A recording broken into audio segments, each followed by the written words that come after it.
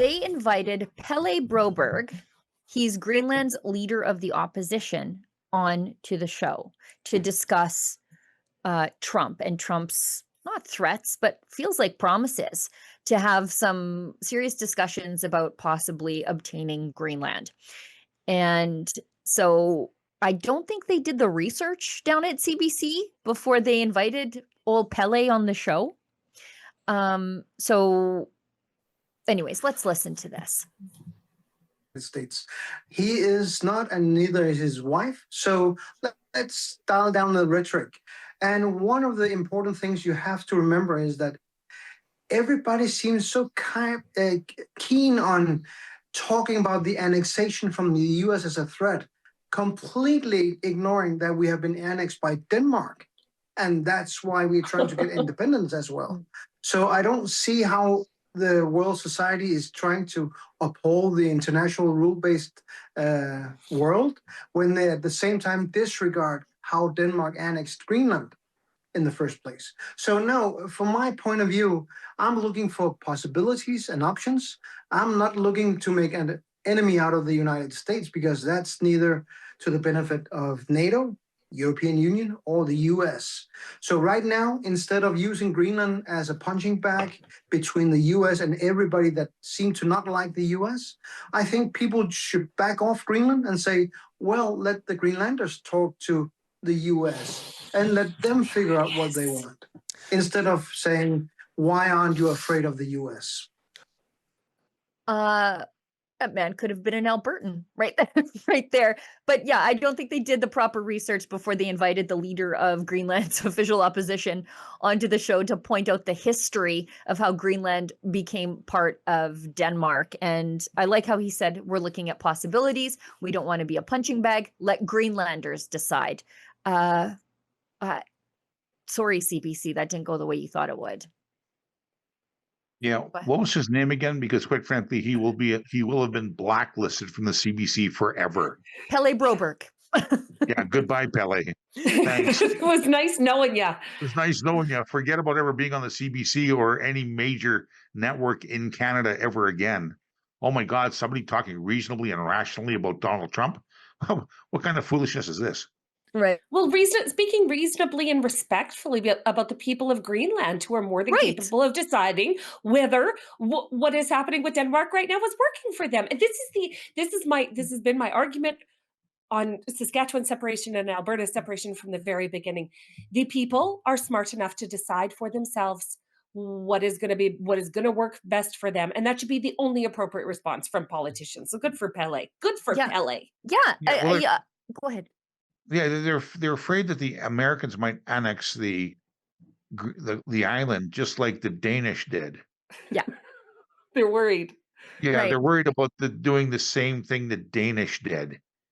Yeah. So that doesn't make a whole hell of a lot of sense, does it? Now, let them vote, let them decide, sort of thing, right? Yeah. So I don't know. I just love CBC just putting their leg in a bear trap like that, and it's not done. It's not done because I wish you would have gotten David Cochran's, his face after he was told this. Does he have this? Do you have it? Clip. We've got a little clip because Cochrane was sort of like he looked around for his fainting couch. It wasn't there, so he thought he would press back.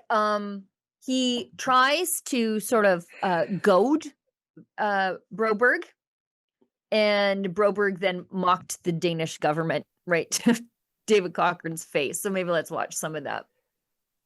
Well, well, with respect, I mean, that's not what I'm asking, I guess, is we don't know what their intentions are. We have had, in my lifetime, referendums on Quebec separating from Canada, and that is a choice for Quebecers to make and Canada to deal with in a legal form, as they have rules around their territorial integrity.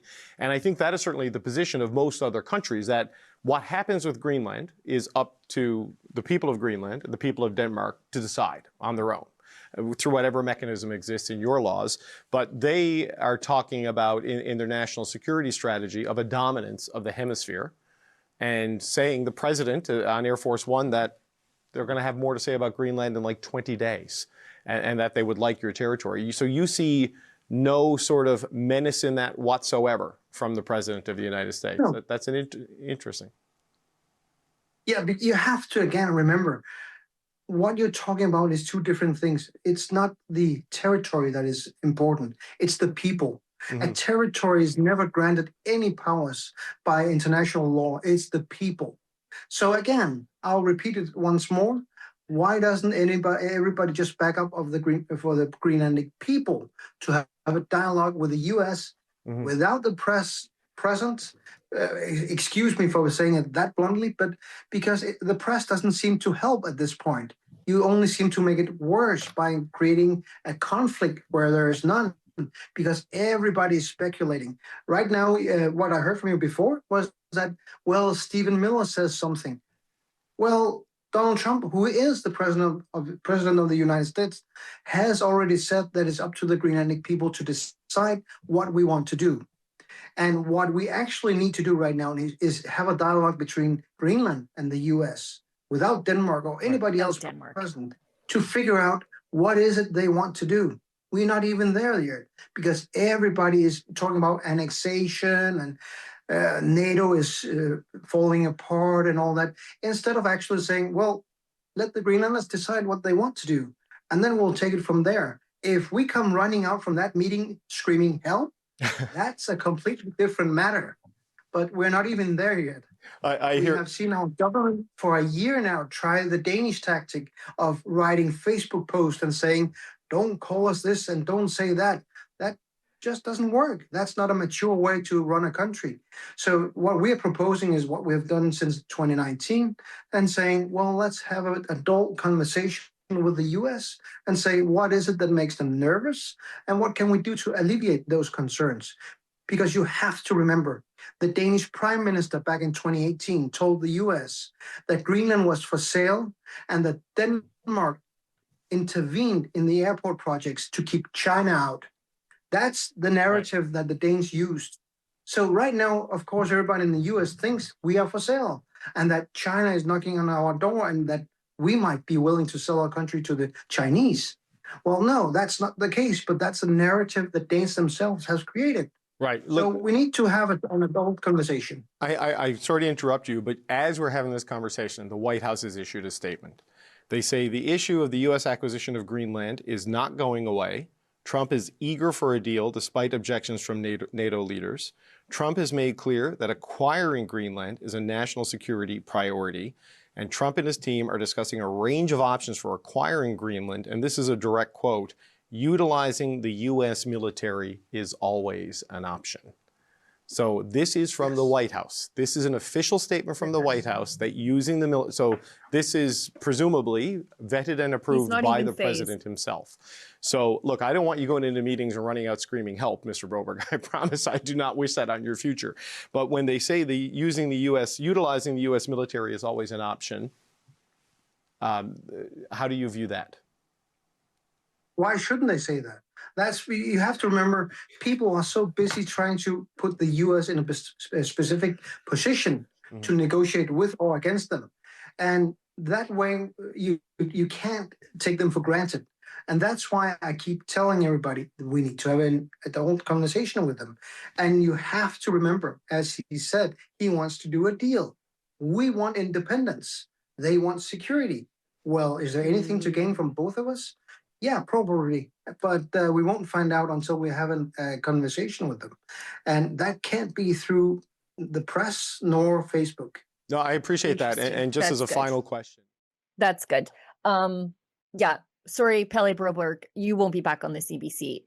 No matter what David Cochrane tried to goad him with, he just had that smug Icelandic or Greenlandic look on his face where he's just, tried to scare him that the Americans might use the military. And he said, why wouldn't they? They want security. We want independence. There's a deal to be made here.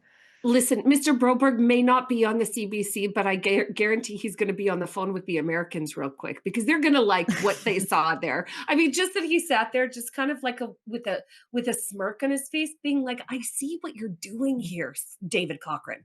You know what I mean? He called him out on it every single time. It was great. Yeah, that was a great interview on the CBC. Pointing out that the press is the problem. Yeah, and Facebook. It's funny because Cochrane used the word menace.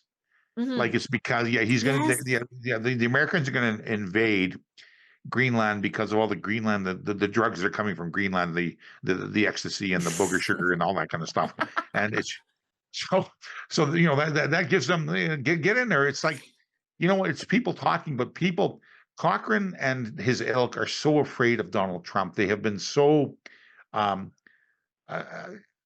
acclimatized to basically this guy being the worst human on the face of the earth, when in reality there's way worse people, including Maduro. And ultimately, you know what? It's going to be a conversation the Greenlandish people have. There's no, you don't have China and Russia and North Korea going into Venezuela and talking and meeting with them. You don't have all that stuff happening. It'll be a peaceful transition if one occurs, and it'll be one that is done at the will of the people from Greenland. That's it. But oh my God, they're going to take over Greenland, and then next they're coming for Carney. Next they're going to lift Carney out of his bed and basically take him out of there, and they're just going to take over Canada, for Pete's sakes. It's like it's the media in this country is so bloody childish. It's infuriating how bad they are. So Speaking of Carney, I just got, as we were on break, a press release from the Prime Minister's office. You see, I'm on the press release list, but I can't actually go to the press conferences.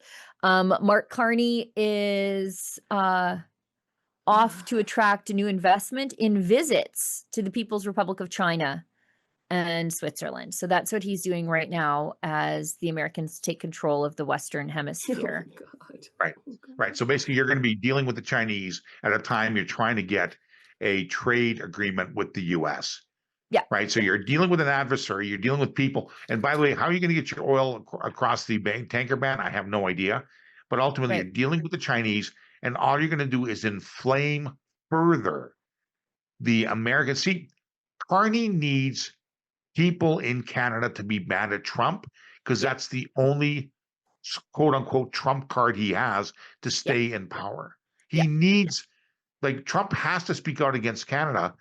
But quite frankly, we're just doing it to ourselves. It's ridiculous. And Switzerland, really? Well, he's going Davos. to the World he's going to the World Economic Forum.